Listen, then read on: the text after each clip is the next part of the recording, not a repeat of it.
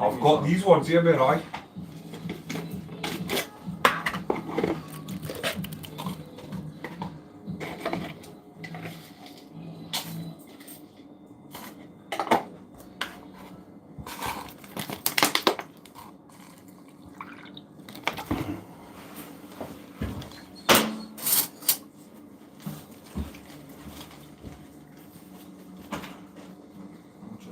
Just a quid for that, mate, and then a quid for the water. Cheers, mate.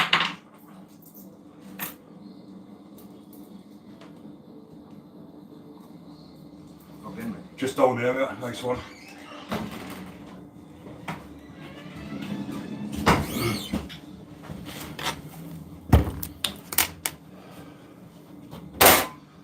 Right, sorry about that, people. Just serving someone at the counter. Right. So I'm live on TikTok and YouTube. Get them comments put next to each other.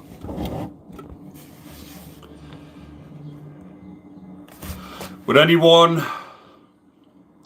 who misses the live on my YouTube, I'll just upload it, so if you miss it, it replays. So I'll do these every time I put them on. I'll just put them on replay.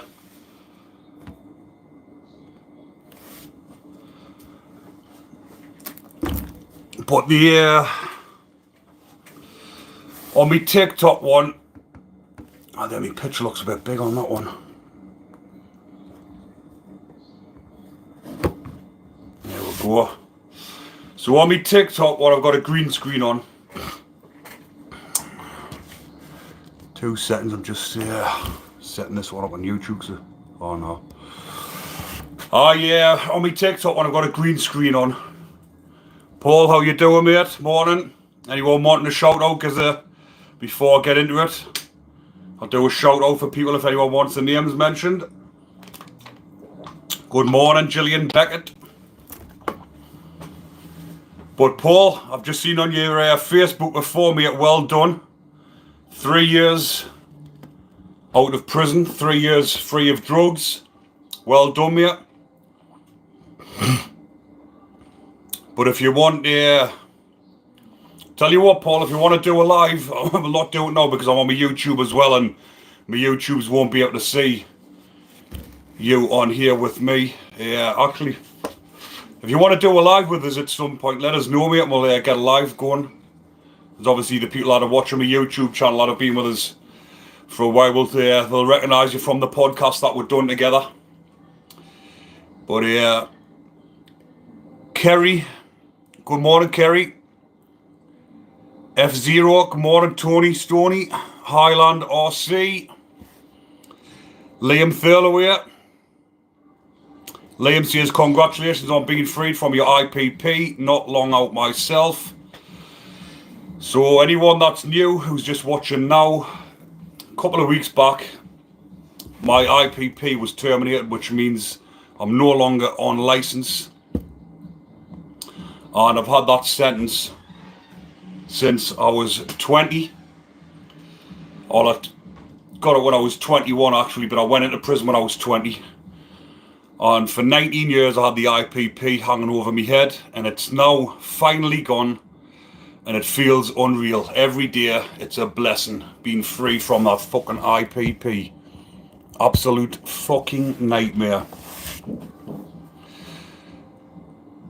Maureen, good morning from North Shields. I was going to say south there, sorry.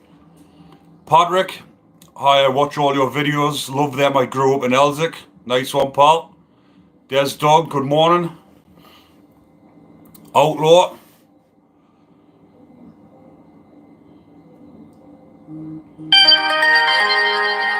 So Outlaw has got on here. Hi, it's really nice to see you again, mate. Oh my lord.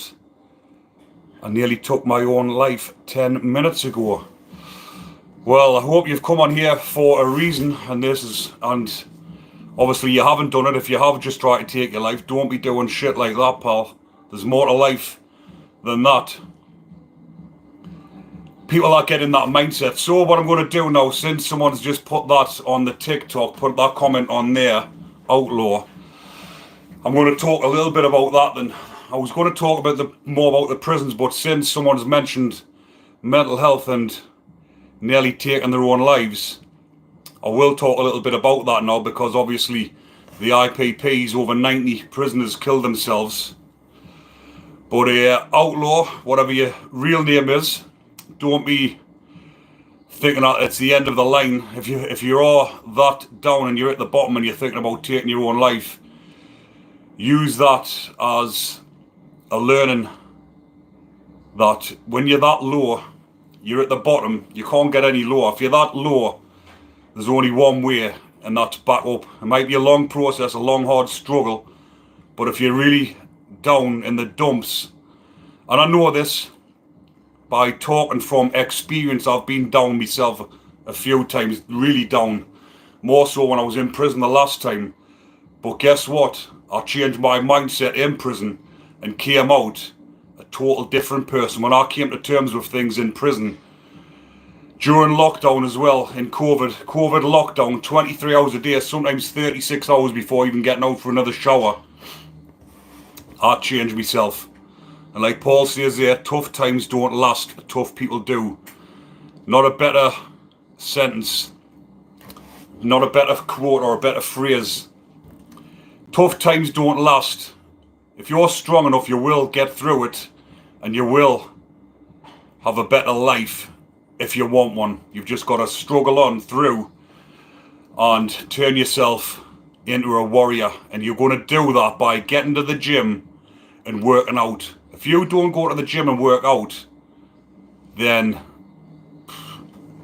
that's something you need to do. If you suffer with your mental health, you need to get in the gym, start training. Even if you're somebody that thinks you can't lift weights, you're not strong enough or something, you've got to start somewhere. Get in the gym and start training.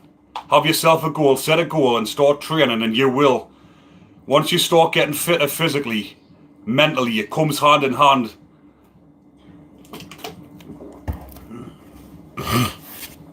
Give us 2 seconds.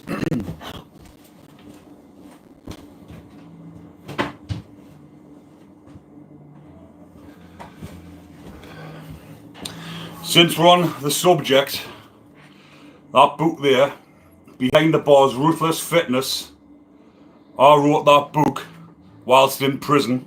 And like I've just mentioned, I was at the bottom, proper down, obviously back in prison with a wife and 4 kids, back in on an IPP recall, not knowing I was going to get back out. But instead of deteriorating even further and letting this consume me and fuck me up totally, I used that as a learning curve to not get myself in that situation again and get myself in a better mindset, because like someone mentioned earlier on about suicide, I witnessed my best friend. I found him hanging out to cut him down, and I couldn't bring him back to life. He was gone, and that fucked me up big time. That's some of the reasons why I ended up back in prison, because of my mindset. But I experienced another 2 suicides after that, so as you can imagine, my mind was tormented. I was drinking again, going out, getting pissed up, and just not giving a thought to anybody around us, because I was suffering. I just didn't think about anybody else. So I got recalled, and when I was in prison on a straight head, in a pad by myself, during COVID lockdown, I had a lot of time to think and contemplate about my life and how I got myself in that situation. So I've always trained since the age of 20 when I went into prison. I went back in when I was 35 on the recall, and I'd always just done weights, hadn't really been proper into the fitness. Obviously during COVID there was no gym, we had to train by ourselves in our pads or out on the exercise yard doing bodyweight circuits. So I was doing circuits all the time, got myself extremely fit. It took 6 months to get extremely fit, but once I'd done that, that's when I started writing the book, because I was getting all the other lads in prison out on the yard and I was training them. I was being the personal trainer on the prison yard, getting everybody fit, getting everyone in a better mindset, because everyone was deteriorating during COVID lockdown. Like I mentioned, some of the lads weren't coming out of the pads for 3 and 4 days at a time because if you got association for half an hour at 8 o'clock in the morning, if you weren't awake, you missed that, you didn't get out for another day or two, you couldn't get out for a shower, you were getting fed behind your door, they were chucking the parcels in your pad with your food in, sandwiches and crisps and a biscuit. So I wrote that book in prison, and it is in all the prisons up and down the country, and it is helping a lot of people. Just have a look back on these comments. Bruv Butler, morning. Sean says, raise that serotonin. That's exactly what it does when you work out. Releases the endorphins, gives that good, feel-good feeling.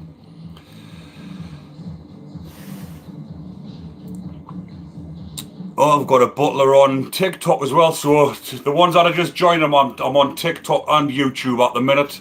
Going live on both channels because I've been doing these lives on TikTok for about 3 weeks now, Monday to Friday, 7:30 on the morning. And I did tell me subscribers on YouTube about this. And one of them actually suggested, why don't you put 2 phones up? So I did have a spare phone, so I've got 2 phones on, going live across both platforms. But currently, I'm nearly at 73,000 subscribers on YouTube. And on TikTok, I'm at 56,000 followers, I think. But my aim for TikTok, because I've noticed the followers and the views do go up a lot more than what they do on YouTube. So my aim on TikTok is to get to 100,000 subscribers by Christmas. So if you're not already following, hit that button. But also, I can see on TikTok the likes aren't very big at the minute. Normally it's in the thousands. So if you are watching, tap away on that like, people, to get the algorithm up, get more people in. It's the same with YouTube. The more likes it gets, the more people come in and watch the videos. So get tapping, people, get them likes up, get more people in, because this channel is still quite small for the message and everything that I'm promoting on here. So it'd be nice to get the message out to a lot more people than what it is at the moment. But TikTok always gets more people on the lives. Yeah, there's 150 there in the minute, 58 on YouTube, but normally it gets up to about 300 on TikTok.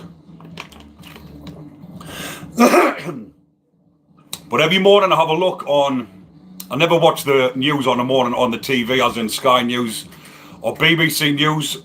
I've got an app on my phone, and the app is called News Now. But if you type it in News Now, prison news, I've got it downloaded on my phone. So when you click on it on a morning, all the latest info comes up on the prisons. So have a read on that and do stories on that, because the last video I put on last night called The Best UK Prison Channel, which I'm on about my channel, because for the simple fact, all the feedback, the amount of followers and subscribers and views that I get, no one does coverage like I do, who does stories that are up to date, things that have happened yesterday, things that have happened last week.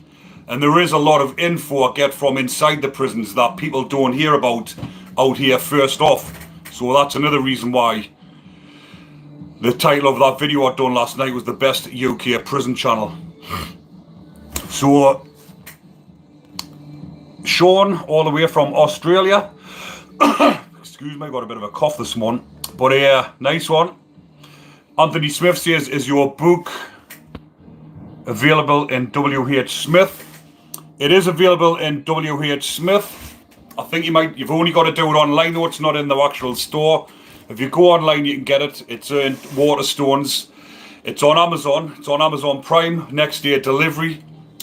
And it's on my website as well. But if you're going to be buying it and you want it quickish, either get off my website or Amazon. You kind of get quicker than Amazon. Yeah, but as in terms of revenue, it's always best to buy the book from me and I'll just get it sent direct.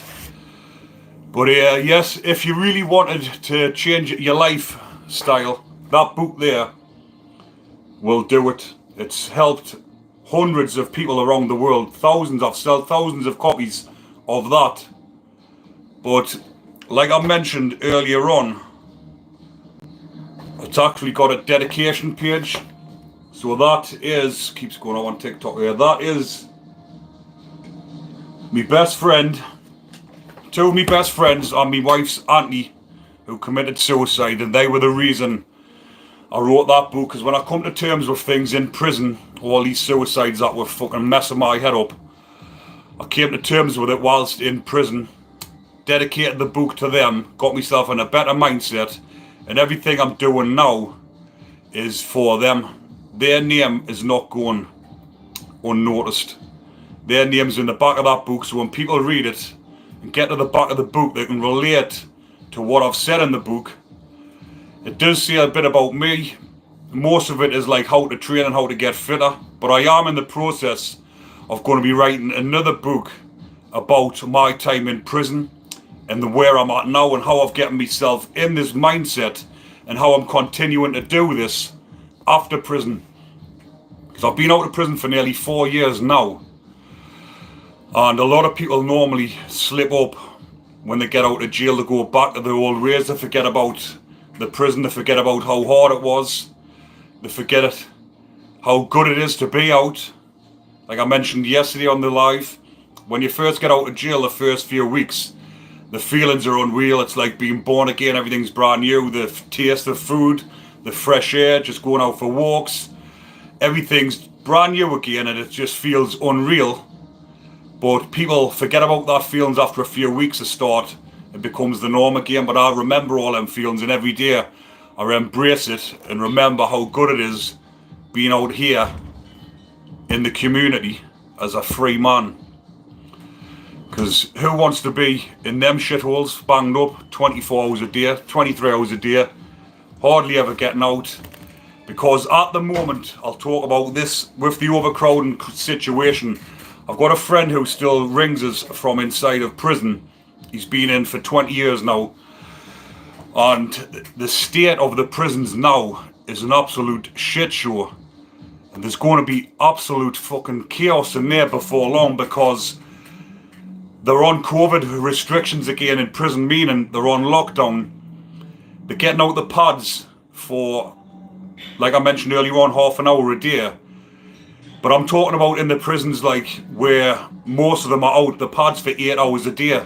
So imagine being in jail, your pad's opened 8 hours a day, and then all of a sudden you're allowed out for half an hour. You haven't got time to get in the shower, because there's 100 lads on the wing.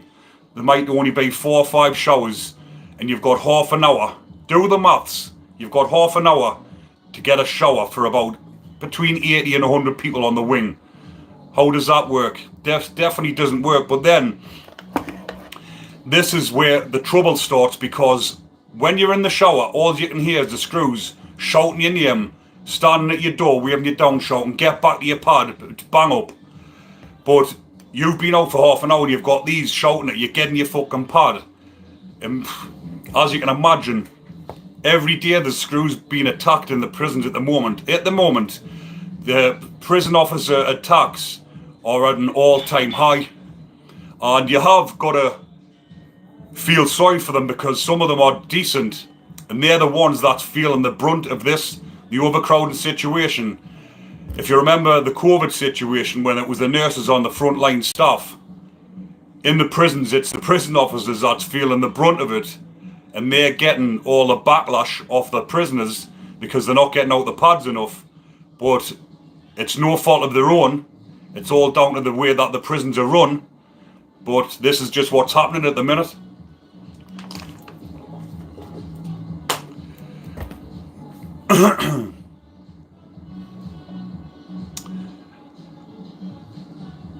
So, Devil Mike says, I wonder if you can get chronic fatigue syndrome from not being up enough. Well, what I noticed of being in prison, if you're not up and active and doing something or doing a circuit in your pad, your hips and your back, you're in fucking agony of lying about all day. And this is what I was talking about yesterday, about the spice heads in prison. Imagine lying on a bed that many hours off your nut on spice and just buckled over in a mad position, hardly moving. Your body's all tensed up. But I am going to be doing a few more videos on prisoners on spice in prison, because that is another epidemic, you would think, with the prisons being overcrowded and not being as many visits, not getting out the pad as much, that there wouldn't be as many drugs, but the prisons are ram-packed with drugs. But I'll tell you another thing about the screws actually like when the lads are off the nuts, because when they're not off the nuts, they're running around trying to get stuff, fighting on all the time. But when the wings are full of drugs, they're off their heads and they're monged out, so they're no trouble. The wings are quiet then. And obviously, if you're a screw working in them conditions, it's better for you. If everyone's off the fucking nut, you're not going to get paid any more or any less. They're in there to do a job. They go in during the day or whenever they're on shift. And obviously, if the lads are monged out on the beds, it's an easy job for them, innit?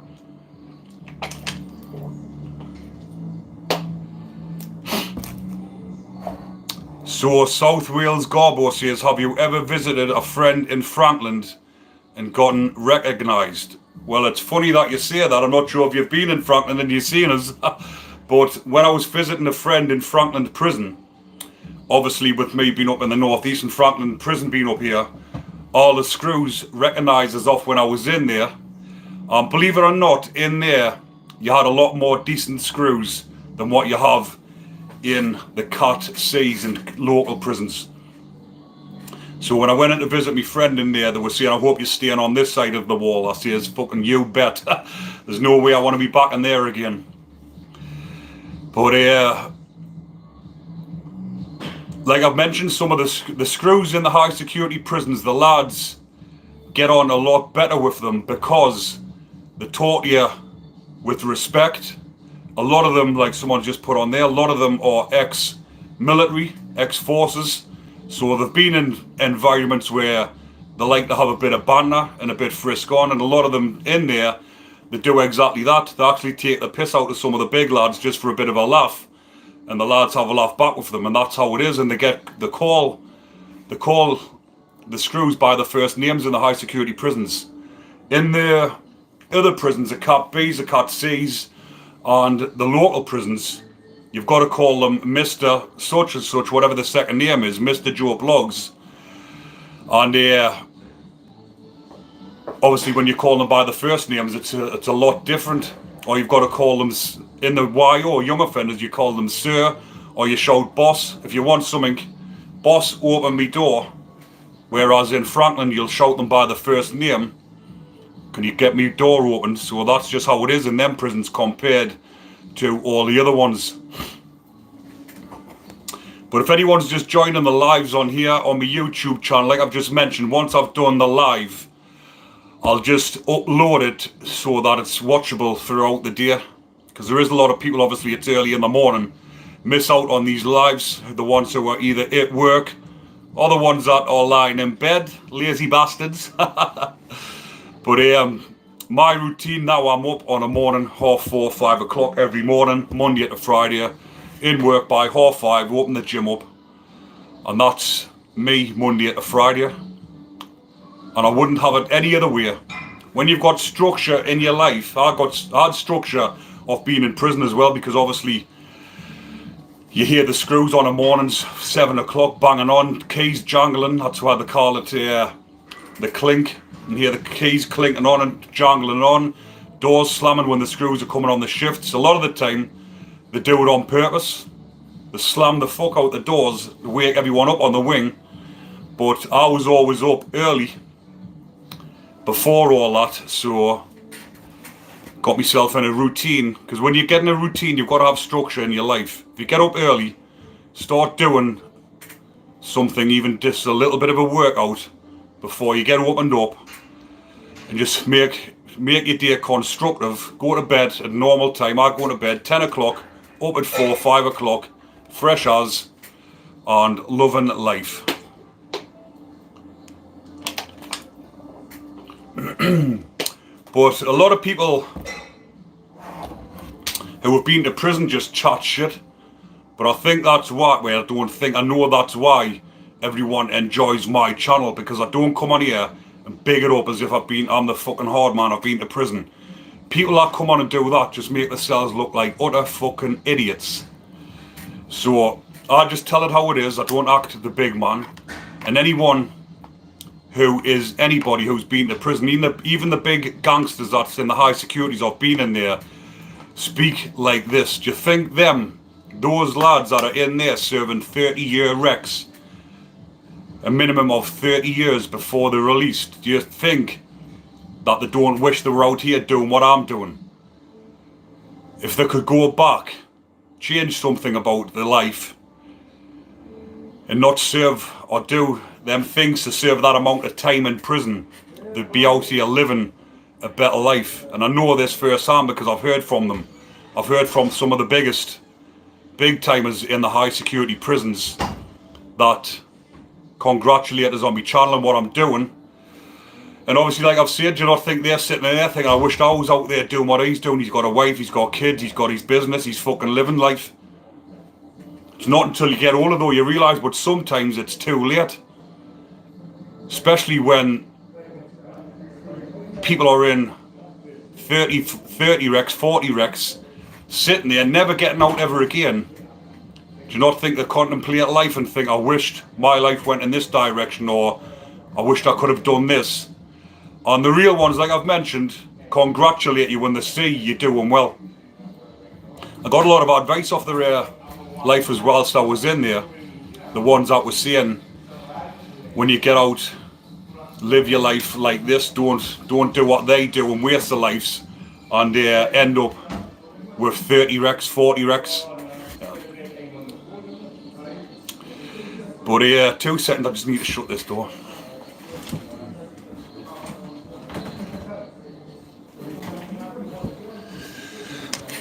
But I do not think they wish they were doing something different instead of wasting their lives in there, doing a 30-year sentence. Imagine being in there. Like I said, when I was getting out, there was a lad, big timer from Liverpool. I was only 24 when I was leaving Frankland.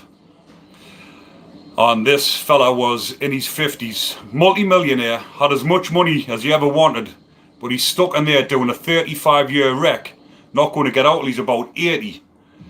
And he said to me, he said, Ricky, when you get out, use your head. Set yourself a business up and keep your fucking head down. You don't want to be in here doing what we're doing.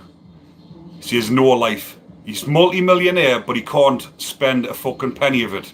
He can spend it obviously on the outside on his family, but what use is it to him? He spent all his life grafting, hustling, being a gangster, making that money, to then go and live in there and die in there for the rest of his life. Who wants that life? Who's going to tell you straight wants to sit in there, not seeing your family's out here dying, you can't go to the funerals, everything like that. People don't understand these things when you're in prison. There was a lad I was in home house with. He was only doing a short, I'm saying short, I think he was doing about 5 or 6 years. And his mum died when he's in prison. He didn't have a dad, he only had his mother. He loved his mum to pieces. He was a proper mother's boy. And he was only on remand in prison. And he wasn't even allowed to go to his mum's funeral. The chaplain came in and he organised the funeral with the chaplain in prison. And he got to watch it on a video call. Imagine how soul destroying that is, having to do your mum's funeral from in prison and not even be able to get out and pay your last respects.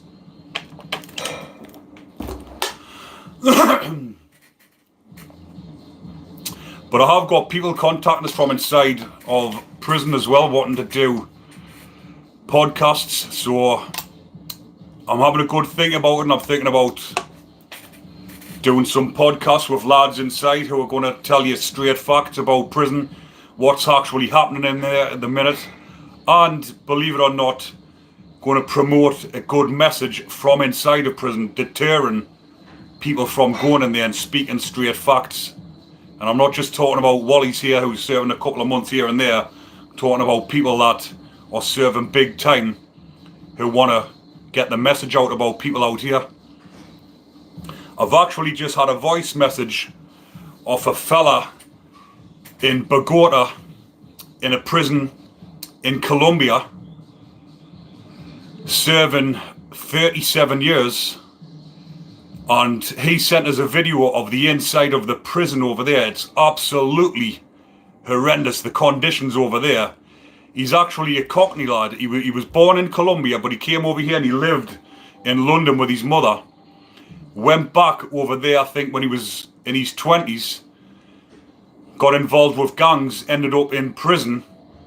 And he got in touch, asked if I would do a video with him to promote, well, not promote, but to publicise the conditions that he's living in over there.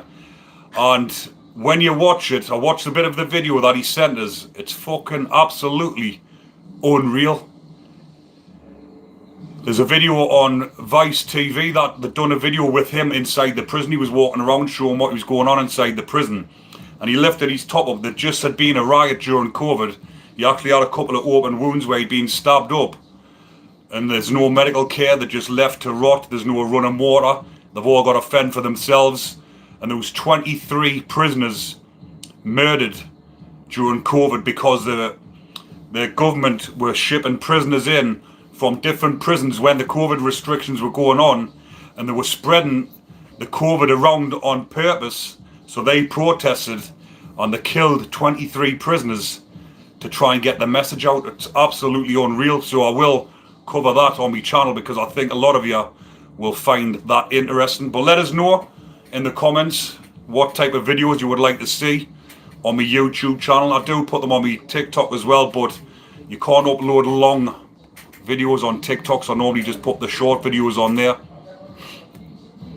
So Spartacus says, "You're right, mate. I lost my brother, my mother and daughter whilst serving IPP."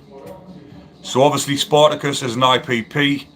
His brother, mother and daughter serving IPP.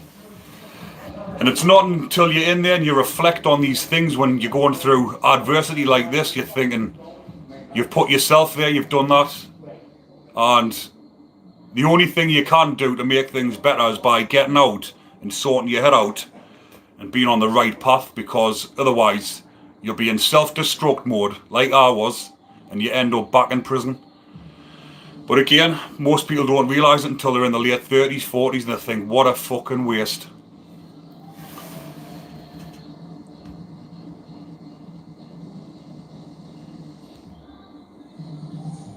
So Miz says, "Hey Rick, I've missed my super sticker. I'll give you, I think that goes on at the end, mate. I'm not sure if you can do it during a live. So I will give you that, pal. Don't worry about that." Anthony Smith says, "What happens if you need medication in prison?" If you need medication in prison, I'll tell you a few things that's happened in prison whilst I was in, people needing medication and different things like that. If you've got, say, a severe toothache, severe migraine or something, and you're in agony, you can't sleep, obviously out here you just nip to the chemist, get some paracetamol, get some ibuprofen, whatever. In there, you've got to go and ask the nurse. The nurse is on once or twice a day, dish your meds out, and the way you get spoken to off the fucking nurses in prison is unreal. They talk to you like a little rat bag. Obviously a lot of prisoners in there are little rat bags. A lot of them are in for robbing old grannies and different things like that, so they are. But these nurses talk to you. They talk to everybody the same. Even if you're, like I say, you come in, you're a decent lad, they talk to you like fucking shit. They did with me once in Home House. I went and asked for some paracetamol, I had a starting headache. And they turned around and started talking to us like a muppet. So obviously I fucking reacted and I shouted back. I said, "Who the fuck do you think you're talking to?" I says, "We're not all little rats in here. You're a nurse, you've got a duty of care. You should be speaking to people with respect. Should be speaking to everybody with respect, and whether you're a rat bag or not. The nurses in the NHS have got a duty of care. Doesn't matter who you are. Even the likes of fucking Peter Sutcliffe, when he was dying and he went to Durham University Hospital, they had to speak with him with respect. Because the nurses, that's what they've got to do. But in prison, they don't. Imagine you're having a bad day, you're in agony, and a nurse speaks to you like that. You're going to react in an aggressive manner, aren't you? A lot of the lads do. Go back and take it out on somebody else. But me pal, rest his soul, Mark Deere from Wall's End, cracking lad. When I was in Franklin with him, he had what he thought was a blackhead inside of his earlobe there. And his lass was coming up on the visit trying to squeeze it because he thought it was just a blackhead. He went down the doctors. Took them about 6 months to get him to an outside hospital. By the time he got there, it was cancer. He'd had a cancerous lump. Bearing in mind, if he knew it was cancerous cell, he could have just cut the top of his ear off and it would have saved his life. But they took that long to get him to hospital. The cancer had spread. It wasn't even from Franklin Prison. They wouldn't take him to the hospital from Franklin Prison. It was when he got moved on to Loudham Grange. Obviously that's a private prison, so they sent him to the outside hospital, but by the time he got there, the cancer had actually spread into his brain, and it was too late. They cut his ear off, got rid of the cancer that was on his ear, but it had actually went into his head, and the cancer had spread. He ended up having another operation on his face. They cut his face open, took bits of his face away. He had massive marks on his face. His face was all sunken in, thinking that was getting it, but again, the cancer had spread that far. He actually died not long after that, and he was a cracking lad. It just goes to show, if he was out here, that could have been sorted straight away. The healthcare in prison is absolutely appalling. So if he'd had that sorted straight away, it was a simple issue to take that off. He would have saved his life.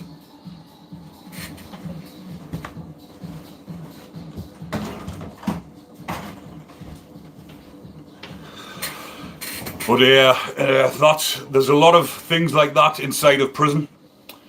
I will tell you about a fella as well I've spoke about on my YouTube channel. A lot of you might know him, the ones who's watching the channel. Andy Shack from, I think it's near Liverpool, Skelmersdale or whatever it's called. I can't remember the name exactly. Andy Shack. He broke his arm in the gym, but he was a Category A prisoner at the time. I was actually in the gym when it happened. He was doing behind the neck press with about 140k on the Smith machine, and it wasn't hooked on. That arm came out, that arm got trapped. The 140 kilos fell backwards onto the floor. All you heard was snap. His arm had snapped from there. He's sitting like that in agony. His arm had snapped. Took the healthcare about an hour to get up to the gym. They took him down to healthcare. Then it took another 12 hours to get him to an outside hospital to get him sorted out. And that was because he was a Category A prisoner, high risk at the time as well. So Category A prisoners, high risk. When they're going to court or anywhere like that, they've actually got to have helicopter escort, so they had to have a helicopter above the taxi, or the ambulance rather, that was taking them to hospital, and that's how it took so long. But there was another fella in Franklin as well, suffering with cancer. They were diagnosing him for other things. He ended up dying, which could have been prevented. So that's what happens in prison if you're suffering with a medical condition. So I've been on nearly 40 minutes. I'll do another 5 minutes. If there's any more topics you want us to cover, I normally stop on for about 45 minutes before I get training. But if you are wanting to buy my book, people, my website is, if you're on TikTok, go to the top of the page, my website's on there. If you're on YouTube, the link is in the description or at the About page, About section. And my Ruthless Fitness shop, which is my gym stuff. It's got me clothing on, hoodies, t-shirts, and it's got everything on there. So if you want to go and give it a shout, people, or give it a watch, or give it a browse rather.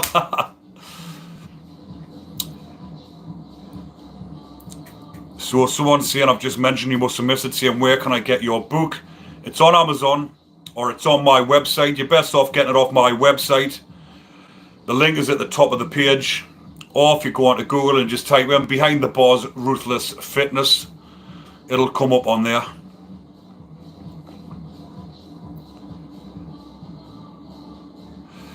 So Spartacus is saying there, the same happened to a lad in Long Lawton, Conroy from Redcar. He dropped the bar on his throat. He didn't have a spotter. He died there on the spot. Whoa, naughty that. I've seen some videos on YouTube of when the people are training in the gym, they've got way too much weights on the bar and it falls on them. Or there was a one who was massive on Instagram, little Asian lad. He had about 200k on the bar, and the bar went forward when he was doing squats. Couldn't get it off, and it went on the back of his head, and his neck just snapped. The video was actually online. It was wasn't very nice to watch. I wouldn't recommend watching it. But like I mentioned, I'll be putting these lives on every morning, Monday to Friday. I might miss a day here and there depending on whether I'm busy or not, but I will be doing them every week. So keep an eye out. And if you are watching on YouTube, like I say, I re-upload it because it automatically saves and then just uploads after the live's finished. There's a lot of people like watching them later on in the day. But a few videos that I've got coming up on my channel is I'm covering a murder that was in HMP Bristol. Somebody that was on the wing when it happened actually sent us the information on it and told us about it.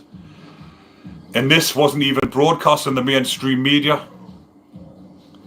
He killed his padmate with the TV aerial, or the TV cord rather. He wrapped it around his neck, strangled him to death, put him back in the bed, and the screws just thought that he was asleep in the bed.